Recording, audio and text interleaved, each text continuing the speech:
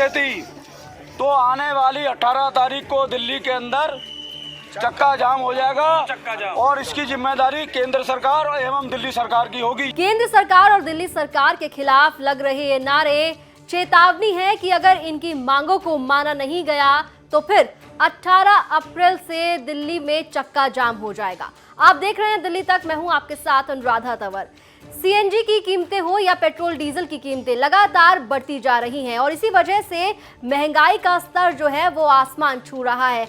तमाम चीजें महंगी होती जा रही हैं, लेकिन दिल्ली में ऑटो टैक्सी ड्राइवर्स लगातार सीएनजी के जो रेट बढ़े हैं उसे लेकर अपनी मांगों को उठा रहे हैं। दिल्ली सरकार के खिलाफ और केंद्र सरकार के खिलाफ ऑटो टैक्सी ड्राइवर्स ने सांकेतिक विरोध जताया और विरोध प्रदर्शन किया और ये भी कहा है कि अगर इनकी मांगों को नहीं माना गया तो 18 अप्रैल से ये अनिश्चितकाल हड़ताल पर चले जाएंगे और दिल्ली के अलग अलग इलाकों में चक्का जाम करेंगे। सबसे पहले आपको सुनवाते हैं कि ऑटो ड्राइवर्स क्या कुछ कह रहे हैं। प्रोटेस्ट हम नहीं करवा रहे, ये सरकारें करवा रही हैं।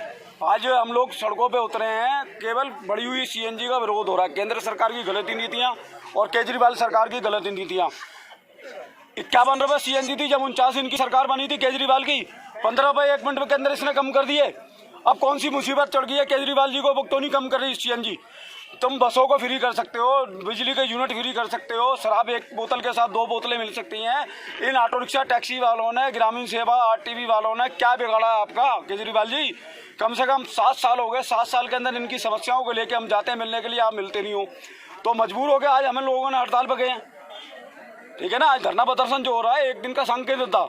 अगर सरकार नहीं चाहती तो आने वाली 18 तारीख को दिल्ली के अंदर चक्का जाम हो जाएगा और इसकी जिम्मेदारी केंद्र सरकार एवं दिल्ली सरकार की होगी। यहाँ परिवहन व्यवस्था, कानून व्यवस्था अगर चौपट होती है तो जिम्मेदार ये होंगे, हम लोग जिम्मेदार नहीं होंगे, क्योंकि 7 साल से हंकारी गूंगी बैठी ये सरकार जो है किसी यूनियन से बात नहीं करती और मिलती भी नहीं है।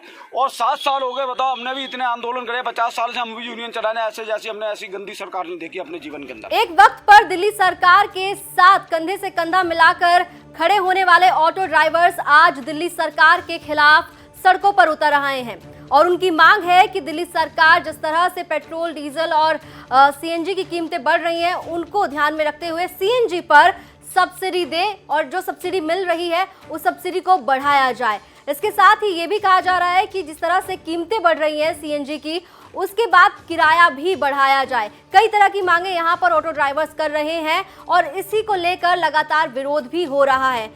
अब आपको बता दें कि 11 अप्रैल को ऑटो टैक्सी ड्राइवर्स ने दिल्ली सचिवालय का घेराव किया और वहां पर सांकेतिक विरोध प्रदर्शन किया और इस विरोध प्रदर्शन में कांग्रेस ने भी इन ऑटो टैक्सी ड्राइवर्स का साथ दिया। दिल्ली कांग्रेस के अध्यक्ष अनिल चौधरी वहां पर खुद ऑटो चलाकर पहुंचे।